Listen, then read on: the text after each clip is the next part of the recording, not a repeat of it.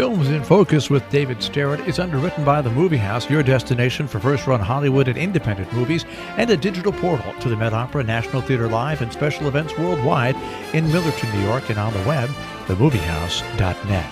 David Sterritt is the editor-in-chief of the Quarterly Review of Film and Video, contributing writer at Cineast, film professor at the Maryland Institute College of Art, and Robin Hood Radio's very own critic. He joins us weekly. The films: The Outfit, You Are Not My Mother, and Master.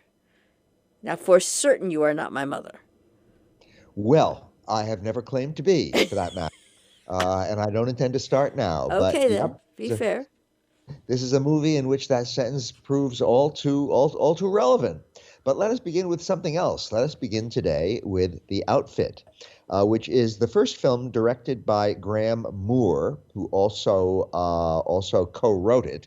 And it's an American film, even though it takes place in Chicago, even though the star is the great English actor Mark Rylance. It's very much his movie. The others are fine too, but it's very much his movie. The Outfit is a crime movie, and it takes place, I'll say at the outset, almost entirely in one room. So it's very much like a play. And the screenplay has to come up with reasons for people to go away so that other people can talk, and then that person comes back, and then somebody else goes away. So it's very much like a stage play. But it still manages to be pretty darn cinematic, and I really had a good time watching it. And mainly it just has an interesting story, mildly interesting characters, one very interesting character, the Mark Rylance character, and quite a lot of twists and turns and surprises, which is what I think we expect from a crime movie, a suspense movie, which is what this is, although in a fairly mild way. So Mark Rylance, by the way, one of the finest actors anywhere. Everything he does just turns to gold. He plays, yes, as you can maybe guess from the title of the film, he plays a tailor. And he has a little shop. It's in Chicago, and he sits in his shop. And actually, I just said something that he, if he were here, would object to vociferously, because he objects to it in the movie. When he's called a tailor, he says, "No, I am not a tailor. I am a cutter." Tailors are just the people who put the things together. A cutter is the person who actually cuts the cloth and makes the patterns. So that is what he is. He is a cutter. And we discover pretty early in the movie, well, all these pretty shady looking people keep coming by the shop and keep coming into the little back room where he works and keep slipping envelopes into a little box that he has in there. And it doesn't take too long before we realize that these are criminals and they are doing something criminal. All these little envelopes are messages or something or other. And he is clearly in cahoots somehow with these people because it's in his shop that this is happening. Well, then we get to meet some of these criminals who are coming in, and a couple of them turn out to be very important. There is one guy, well, there are two men who seem to be sort of partners, and one of them is the son of the head of the operation, and the other one is his much more responsible partner. And they are coming by the shop, and they get into various kinds of arguments with each other, and the tailor, in the meanwhile, just tries to keep out of everything. He is just so dignified and so aloof and so above it all. He is a real English stereotype, but with Mark Rylance, he's not a stereotype. He turns into a real person who we are watching. So that is what goes on in the movie. These criminals keep coming by, and a couple of them, including the son of the head of the outfit and his much more responsible partner, get into various kinds of difficulty, and they go away and they come back again, and things happen, and one of them goes away and comes back really, really wounded, and then the cutter, being a cutter, has to sew him up with his needle and thread. So stuff like that happens in the movie. And then very late in the movie, we finally meet the head of the whole operation, and he turns out to be a really interesting character, an old guy, very different in the type of person he is from the others, except that he is a criminal. And all the while, through most of the movie, we are wondering just what is the cutter's part in all of this? Is he only does he just have the room where they do some of their operations, or is he really a full-fledged part of the criminal operation? And eventually, all of this, of course, becomes clear. The movie, again, as I said earlier, has various twists and turns and a few real surprises along the way. It's very quiet. There are some outbursts of violence in it. Of course, somebody gets wounded, somebody gets sewn up. Various deaths happen. At one point, a corpse is stored away for quite quite a long while, and there turns out to be a big surprise with that, just sort of stored away in a trunk, rather like in an old Hitchcock movie. But along the way, it's just a very involving movie. It's fun to watch, and it's fun to follow its little twists and turns. Oh, I should mention also, there is also one female character played by Zoe Deutsch. She is the receptionist. That's all she is. But then again, is she also more enmeshed in all this stuff than we might suspect at first? So it's a quiet movie again, except for a few outbursts of violence here and there. It all takes place pretty much all in one room. Occasionally there's a shot of the outside of the shop, but it takes place in one room. But, you know, more than anything else, we have Mark Rylance. What a wonderful actor. So I would say anybody who wants to see Mark Rylance at his very best should go see The Outfit. And by the way, his other most recent film, Don't Look Up, where he plays a totally different character, could not be a more different kind of a character in a more different kind of a movie, and he is so sensational in that film as well. So again, The Outfit is really a movie to see if you like crime movies, if you like intimate little movies with only a handful of characters, and above all, if you like Mark Rylance, go and see it. It's not a great movie, it's not a major movie, it's not a movie that makes thunderous noise at you, but I just found it very involving and interesting, and I'm just glad that movies like this still get made. In the middle of all the comic book movies and all the superhero movies and all the gigantic blockbuster stuff, people are still making quiet little movies with a handful of characters, a good dialogue-driven screenplay that can all take place in one room, and it's just nice to know that's still going on, and it's also really nice to know that in this case it's done really well. So I recommend The Outfit. Now we are going to turn to a couple of movies which are in different ways horror movies. And the first one I want to talk about briefly is You Are Not My Mother. Mothers seem to be in the air these days. Pedro Almodovar's movie Parallel Mothers came out recently. But You Are Not My Mother is very different from that, and it's a good movie, and it's a horror movie, and it's an Irish movie. So here we have a movie that takes place in basically a housing project in Dublin, and it is about an adolescent whose name is Shar.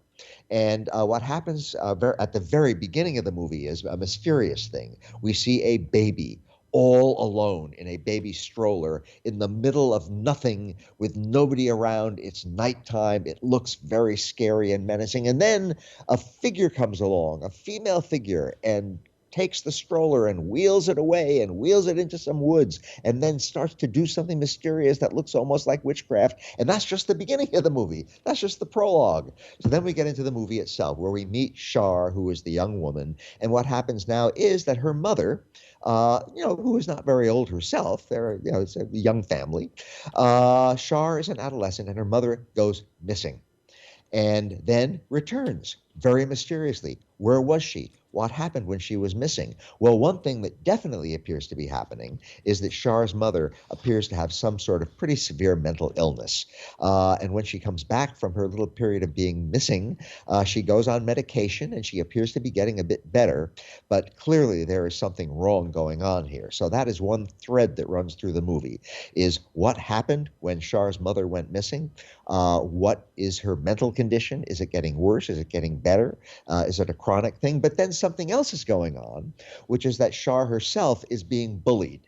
There are some very, very mean girls in her school, and they live nearby, and they corner her, and they bully her, and they sometimes do pretty awful things to her. And one of these young girls, also adolescents, who are bullying Shar, appears to be really kind of a psychopath. So that she really threatens to do some very dangerous things. It's not just ordinary bullying, if there is such a thing as ordinary bullying. So that's another thread that is running through the movie. And then we also have Shar's grandmother, who lives in the house with her and her mother and father. And the grandmother appears to be involved in some sort of supernatural thing. She seems to believe in supernatural forces. She seems to believe that there are things that we are not fully in contact with in this world, but that or maybe in the next world, but that affects us all the time. And this has to do with her history and with the history of the family. And through all of this, Shar is trying to figure out what's going on. We're trying to figure out what's going on. And we eventually more or less are able to figure out what's going on. And it involves all these things. It involves the bullying. It involves the supernatural that the grandmother is so fascinated with. It involves the mother's mental illness. Or is that something perhaps supernatural as well? And again, all these things weave and interweave and intersect over the course of the movie. But you know what? Even more than story, and very, very good acting, by the way, this movie is about atmosphere. And that's my favorite kind of horror movie.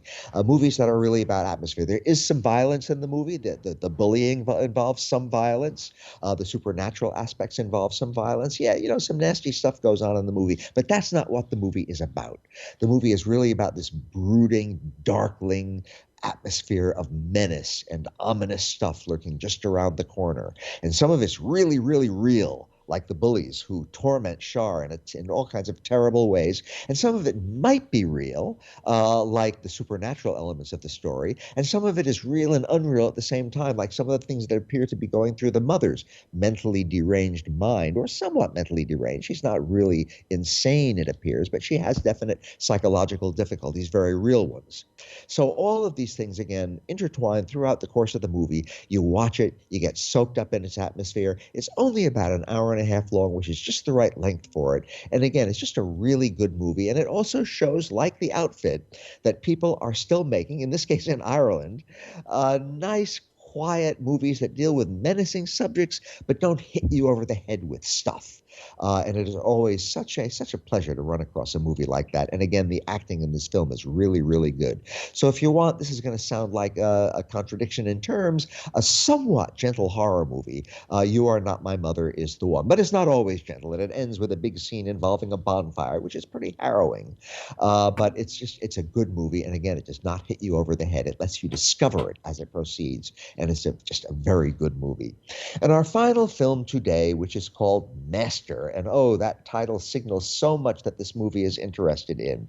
This is a part of a genre of movies that intersect the truly horrific experiences of so many Black people in America, so many Black people, so many African American people, with elements of the supernatural. In other words, it suggests that the experiences that many Black people in America in the past and still in the present have to undergo and live with and somehow cope with are actually horrific. And these movies then expand that. So we get a full-fledged horror movie which has elements of real old-fashioned type horror movies in them, but which also deal with the very real horrors of, well, let's say experiences of all minorities, although I'm thinking here of the ones that deal with Black people. Master is very much in the same sort of overall genre that the recent Candyman remake was in, that Jordan Peele's movie Get Out was in. So it sort of falls together with those movies, although it's very different in a lot of ways. The title, Master, refers to the master of a house or dormitory at a college. And in this case, it's a college somewhere in New England called Ancaster. And it has been around almost as long as the United States has been a country, we are told. And it appears to be very near to where some of the old witch trials took place a few centuries ago, another kind of horror where people were singled out, particularly women, and treated in horrific ways because they were not understood. So that's what we have here. And we have three women who are at this college, and they're very different kinds of women at Ancaster College. And they are all African American, although there turns out to be a bit of a surprise about one of them. And they each are having different experiences. Now, one is a student who arrives at the very beginning of the movie to start college in her freshman year. And right from the start, things get ominous. She's told she has that room. And that room turns out to be a place where another student, female student, committed suicide some years earlier. And it may somehow be tied up with this business with the old witch trials, the memory of which still seems to hang heavy over the college.